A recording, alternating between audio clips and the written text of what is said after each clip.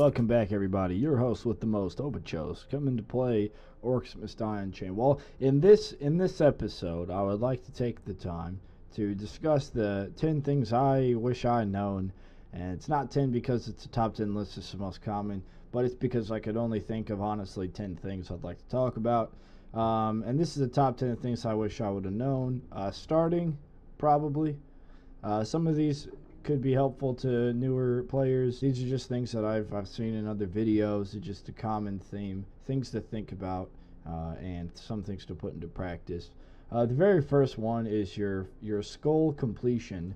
Oftentimes it'll say kill 200 fire, knock enemies into a hazard using Zoe's book ability, right? So it's those kinds of things. And the first thing I want to talk about is you can complete your dailies that require skulls without actually winning or beating the level.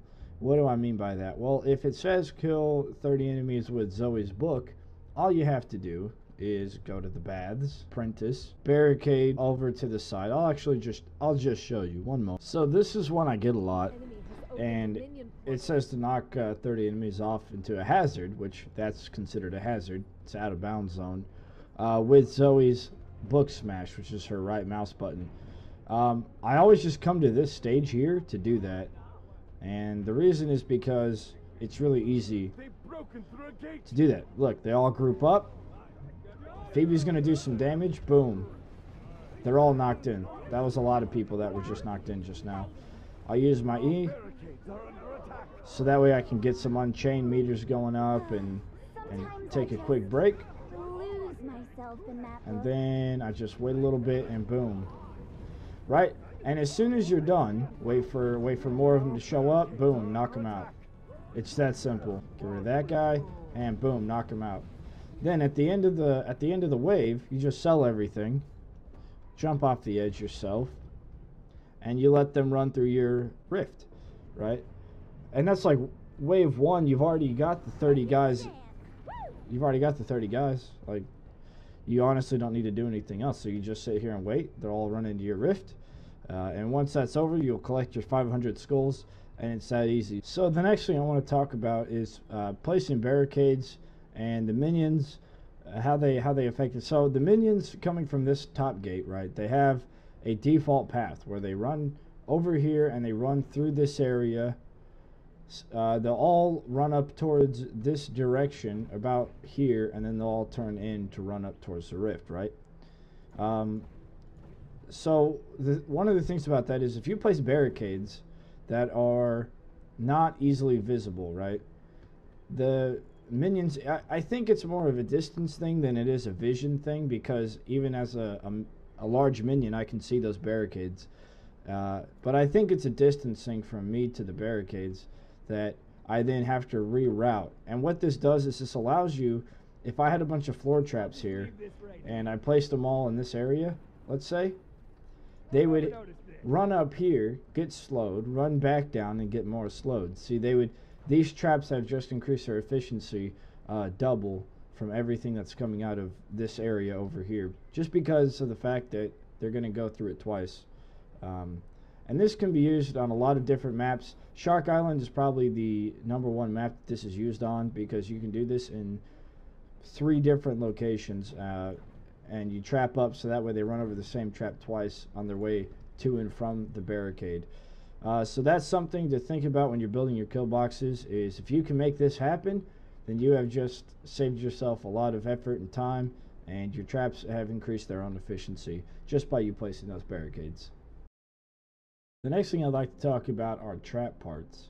A lot of times you'll get trap parts and people will just look at them and say, oh, I don't really want to use this trap part or whatever, right? That being said, I always keep trap parts in all of my traps, just based upon what I think they should be doing, right? So my flip traps, for example, they're pretty cheap as they are, so I use double spring to make them fire faster, which increases their own efficiency. I'll probably do the same for these floor spikes, because they're also pretty cheap. But something like the decoy, right?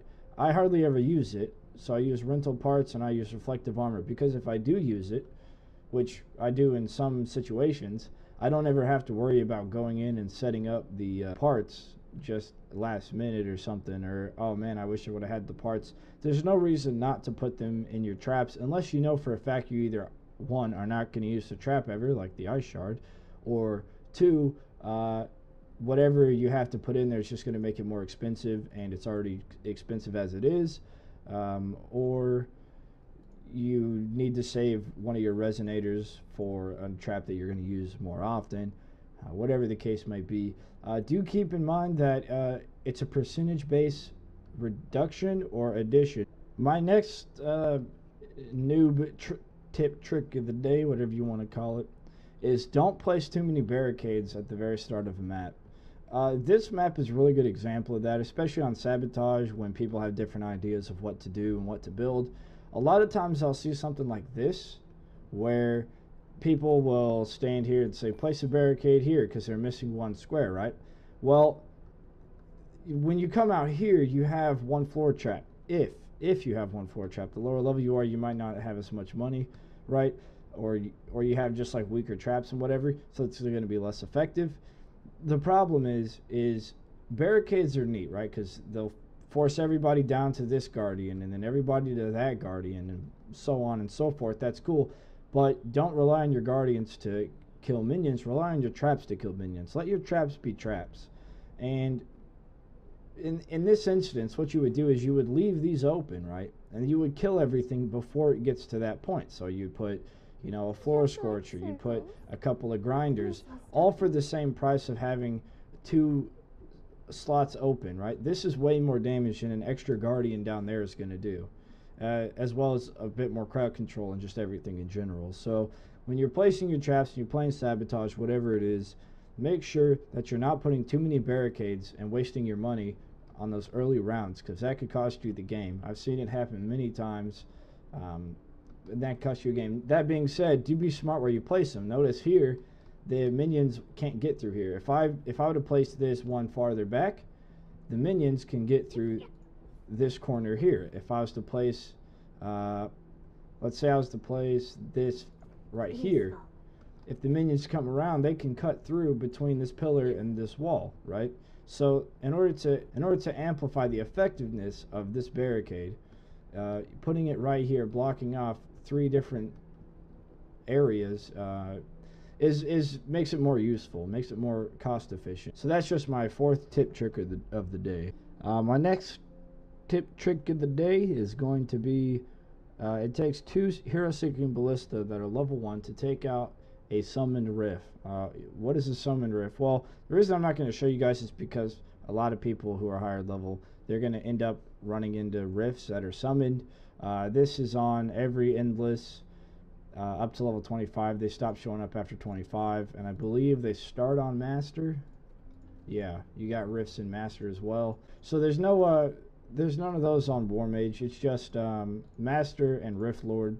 So if you're not quite there yet, just know that's going to be a thing. And on Endless, on every map of Endless, they have rifts as well. Hero Seeking Ballistas will take those out. They take out bosses, they take out rifts, the summon rifts, and they also take out Null Grenaders, they take out the Dwarf Grenaders. You know, anything that's just going to focus you or target you, they'll take those guys out. And they're pretty effective. But you're going to want to pay attention whenever you're playing through the maps, where those rifts start, and then bring your ballistas and put them in those locations, so that way you don't have to worry about the rifts whenever they open up, and that'll save you a lot of time, probably a lot of troubles as well, especially if you have a barricade going somewhere and they show up on the other side of your barricade next to your rift or something, and you don't want to go focus on them. You'd rather focus on where all the monsters are, but you got to go take care of the rift at the same time. So bring those, they'll do a lot of good for you. The next thing I want to talk about, which is point number 6, is interacting with static traps. And by that I mean things that come with the map. They can give you combo damage and especially help with that early level damage, right? So as you will know from a later point, your damage is increased based upon your 2 things, account level and your character level while in game. So I'm starting off level 1. The higher level I get, the more DPS I do. But these barrels of fire, if I attack them, they'll turn over and they'll pour hot liquid lava all over the enemy. As the enemy runs up, they'll start getting burned by this, and if I attack them because they take damage from multiple sources, it increases my combo efficiency, right? Notice with this one, the fire's there, right? But there's no smoke coming out of the top. With this one, it's ready to be launched, and you can tell because of the smoke coming out of the top. It's those small things you can figure out. Now, these will never run out of juice. You can always use these as long as they recharge. Something like these boom barrel rollers, though, if I attack them, right, every time I hit that circle, you can hit them with special abilities a lot of the times, and they'll open up just like that.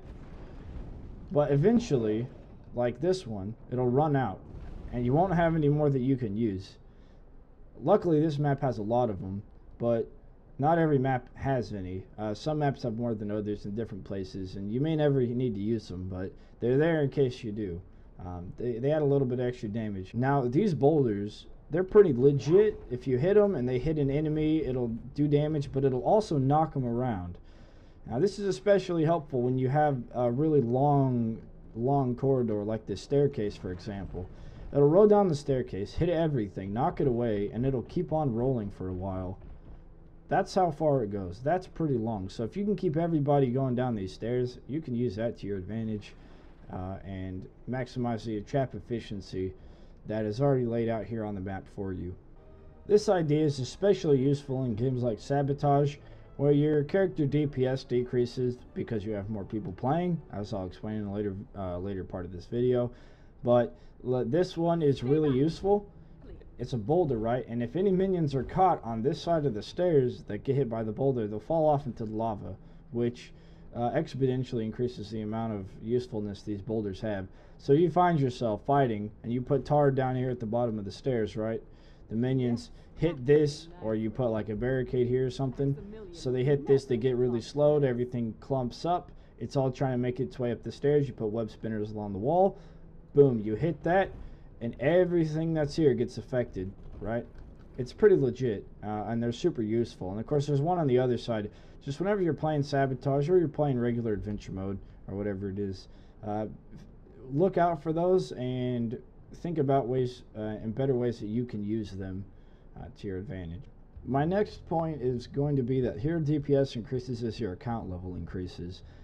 Some people may not realize that this happens, but I'll prove it to you just in case. And if I'm wrong, let me know, please, because this is what I understand to be true so far. You can see my level down here at the bottom. I'm level 83. I have nothing, so nothing increases my damage or decreases it.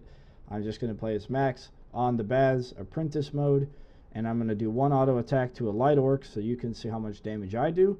You can then go in and replicate the scenario for a little bit of experimentation. This is science at its finest, and then come up to your own conclusion on whether or not you get more damage being a higher level.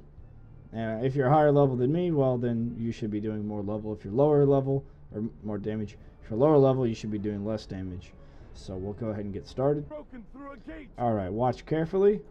64. I do 64 damage with my auto attack to a light orc on the Baths on Apprentice using max. So feel free, hop on max on Apprentice Baths, auto attack a light orc with nothing in your inventory, and see how much damage you do. If you're level 25 and you also do 64 damage, please let me know. If you don't do 64 damage, that would also be good, because I'm 99% sure that that is true. That's why revisiting some of these to get 5 stars later on, it becomes a lot easier to do. Something else to say with that is this find match button. This will allow you to find a match. I don't know, I'm pretty sure it's a random map inside of the difficulty you selected, and it'll match you up with other people that have also clicked the find match.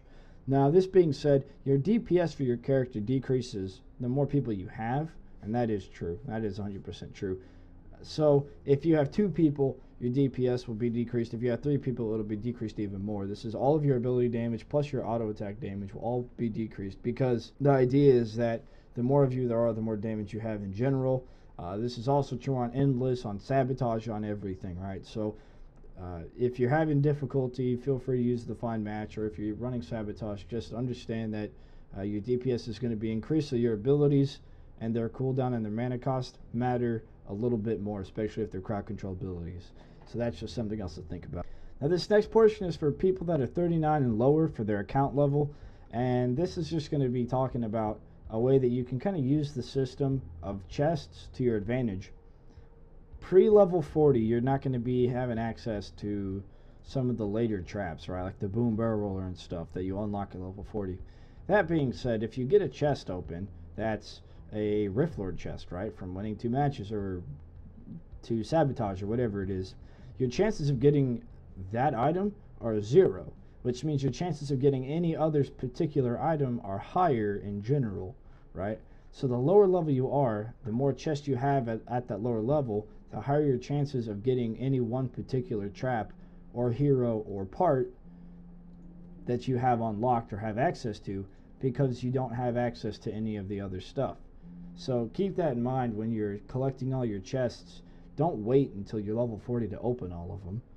Like, open them all right before you get to that next level where you unlock more things, because these beginning traps are super useful. On top of that, once you hit tier 7, every time it gets randomly rolled into something that you can use, it'll give you these things called gibs, and you can go to the store, the premium shop, and you can purchase parts and trap chests with those gibs, and that'll give you other trap parts that you can use. One of my earlier points, you can also hit this swinging mace, and it knocks enemies off, including bosses. It knocks them a pretty far distance, so use that trap to your advantage as well. So the next thing I want to talk about are archers. You can strafe left and right to dodge their attacks, but what you want to make sure you do is you don't move until after they start attacking you, or if you're going to move a certain direction, move that direction before they attack, and they'll compensate to try and hit you before you've landed at your designated location. And by using this method, you can easily dodge all of their attacks, because they attack where you're going, not where you are. And it's where you're going from when they start firing. So you can easily walk into it or make them shoot a wall. Now, as soon as they lose sight of you, and I'm not doing such a great job. As soon as they lose sight of you, though, they will start running around until they can see you again. So use this to your advantage when you have to fight archers. My new tip, trick, whatever you want to call it, number 10 of the day is going to be the damage aura spell, which you can see here, looks like a nuke, a bomb spell, which looks like a bomb, or the trap disable aura spell, right? This one as well. So when you get hit with one of those 3 things, what you need to do on whatever map you're playing on, most of them will have, I mean, not all of them, but most of the multiplayer maps or sabotage maps, I guess, that you'll be playing are going to have some sort of out of bounds zone. They'll have lava, or they'll have acid or something like that, right? Jump off and die. Do your team a favor and just jump off and die. If you get affected by one of those three spells, kill yourself. Now, if you're on Banquet Hall, run to the open garden, because people don't normally place traps in the open garden. Just run to the open garden, do as much damage as you can, and die. Or try and get to a very safe location away from everything, because the damage aura spell affects barricades. The bomb spell affects barricades. And if you have barricades up that are rerouting enemies to a kill zone, and you take out one of the barricades, that's going to reduce the effectiveness of that kill zone. Could be to a minimal amount, could be to nothing at all. They could bypass it completely and run straight for your rift if the wrong barricade gets destroyed. So be very conscientious about the spells that are on you. And the same thing with the trap disable spell. If you're fighting on top of a trap and all of a sudden it becomes disabled because they use the trap disable spell on you, then you need to get out of that area, so that way you're not affecting that trap or any other traps nearby it, which is everything but barricades. And so that'll allow the traps to do the damage and do the job that they're supposed to do. That way it's not just solely reliant on you, because what's the point of traps if you can't use them, right? So when you have one of those 3 things, and I'll go through them again real quick, the trap disable aura spell, the damage aura spell, or the bomb spell, one of those 3 things, you need to run away. That being said, if an unstable rift spell shows up on your side of the map because the enemy uses it, or the trap disable staff, you're going to want to take those out. Now, the very last thing about Sabotage that I want to cover is the Minion Stealth spell. Causes allied summoned minions to become invisible until damage. Now, I don't know if this is used before or after the minions. I don't know if you use this and then cast your minions, they'll be invisible, or if you cast your minions and you cast this, the minions you've casted will be invisible. It says the allied summoned minions, so I'm thinking everything that has been summoned already becomes invisible. That's the way it reads. I'm not entirely sure.